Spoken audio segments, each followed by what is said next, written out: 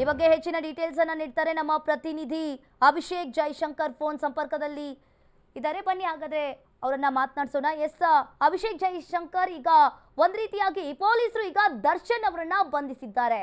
ಮುಂದಿನ ಪ್ರೊಸೀಜರ್ ಯಾವ ರೀತಿಯಾಗಿರುತ್ತೆ ಅಭಿಷೇಕ್?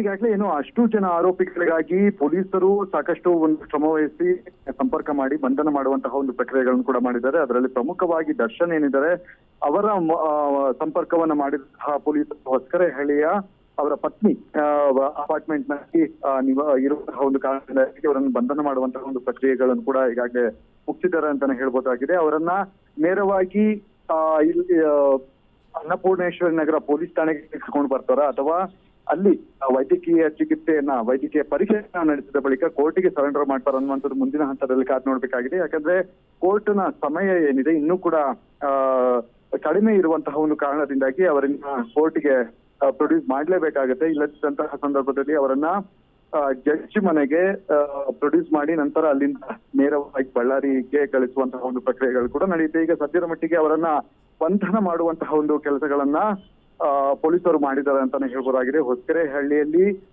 ಈ ಬೆಳಗಿನ ಜಾವದಿಂದಲೇ ಅಂದ್ರೆ ಆದೇಶ ಯಾವಾಗ ಬಂತು ಆ ಸಂದರ್ಭದಿಂದಲೇ ಅವರ ಜೊತೆ ಒಂದು ಕಾಂಟ್ಯಾಕ್ಟ್ ನಲ್ಲಿ ಇದ್ರು ಮತ್ತು ಅವರ ಹಲ್ಲುಗಳನ್ನ ಟ್ರೇಸ್ ಮಾಡುವಂತಹ ಒಂದು ಕೆಲಸಗಳನ್ನು ಕೂಡ ಮಾಡ್ತಾ ಇದ್ರು. ಯಾಕಂದ್ರೆ ಅವರನ್ನ ಯಾವುದೇ ರೀತಿಯಾದಂತಹ ಬೇರೆ ಅಂದ್ರೆ ಅವರು ತಪ್ಪಿಸಿಕೊಂಡು ಹೋಗದ ರೀತಿಯಲ್ಲಿ ಅವರನ್ನ ಬಂಧನ ಮಾಡುವಂತಹ ಒಂದು ಕೆಲಸವನ್ನ ಪೊಲೀಸರು ಮಾಡಬೇಕಾಗಿತ್ತು.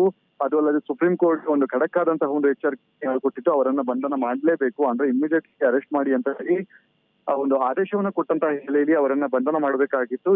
ಈ ಸದ್ಯ ಪೊಲೀಸರು ಅವರನ್ನ ಟ್ರೇಸ್ ಔಟ್ ಮಾಡಿ ಈಗ ಹೊಸಕೆರೆಹಳ್ಳಿ ಅವರ ಫ್ಲಾಟ್ ಏನಿದೆ ಆ ಫ್ಲಾಟ್ ನಲ್ಲಿ ಬಂಧನವನ್ನ ಮಾಡಲಾಗಿರುವಂತದ್ದು. ಅವರನ್ನ ಅರೆಸ್ಟ್ ಮಾಡಿ ಈಗ ಸದ್ಯ ಕೆಲವು ಪೇಪರ್ ಪ್ರೊಸೀಜರ್ಗಳು ಕೂಡ ಇರುತ್ತೆ.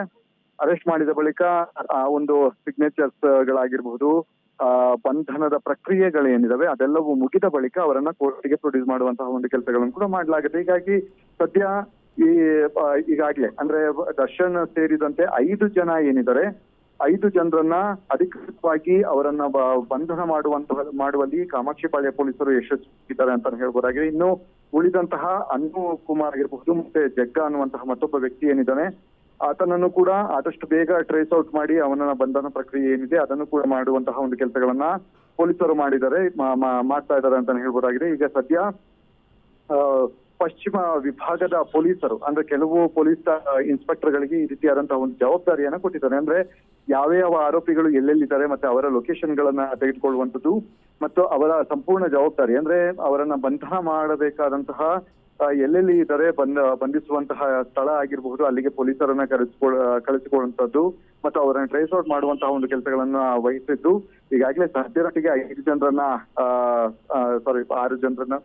ಈಗಾಗಲೇ 5 ಜನರನ್ನ ಈಗ ಕಸ್ಟಡಿಯಲ್ಲಿ ತೆಗೆದುಕೊಳ್ಳಲಾಗಿದೆ. ಇನ್ನು ಇಬ್ಬರಿಗಾಗಿ ಹುಡುಕಾಟ ಕೂಡ ಮುಂದುವರೆದಿದೆ. ಅವರು ಕೂಡ ಸಂಪರ್ಕದಲ್ಲಿ ಇದ್ದಾರೆ ಅನ್ನುವಂತಹ ಒಂದು ವಿಚಾರಗಳು ಕೂಡ ಹೊರಗ್ತಾ ಇದೆ. ಯಾಕಂದ್ರೆ ಈ ಒಂದು ಸಂದರ್ಭದಲ್ಲಿ ಅವರೇನಾದ್ರೂ ತಪ್ಪಿಸಿಕೊಂಡಂತಹ ಹಿನ್ನೆಲೆಯಲ್ಲಿ ಮುಂದಿನ ಹಂತದ ಅವರೇನಾದ್ರೂ ಬೇಲ್ ಅಪ್ಲಿಕೇಶನ್ ಏನಾದ್ರು ಮೂವ್ ಮಾಡಿದಂತಹ ಸಂದರ್ಭದಲ್ಲಿ ಸಹಜವಾಗಿ ಅದು ರಿಜೆಕ್ಟ್ ಆಗುವಂತಹ ಸಾಧ್ಯತೆ ತೀರಾ ಹೆಚ್ಚಿದೆ.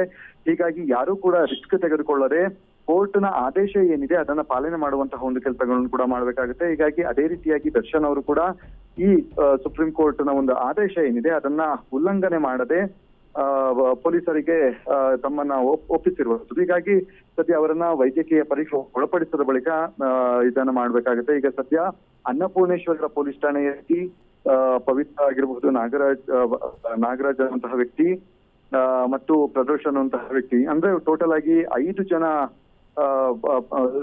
4 ಜನ ಅನ್ನಪೂರ್ಣೇಶ್ವರ ನಗರ ಪೊಲೀಸರ ಒಂದು ಕಸ್ಟಡಿಯಲ್ಲಿದ್ದಾರೆ. ಈಗ ದರ್ಶನ್ ಸೇರಿ 5 ಜನ ಆಗುತ್ತೆ.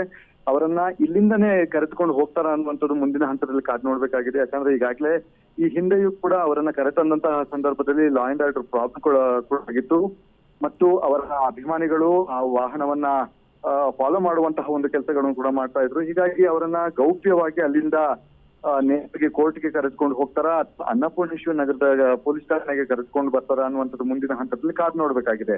ಅಂಕಿತಾ, ಥ್ಯಾಂಕ್ ಯು ಅಭಿಷೇಕ್ ನಿಮ್ಮೆಲ್ಲ ಮಾಹಿತಿಗೆ.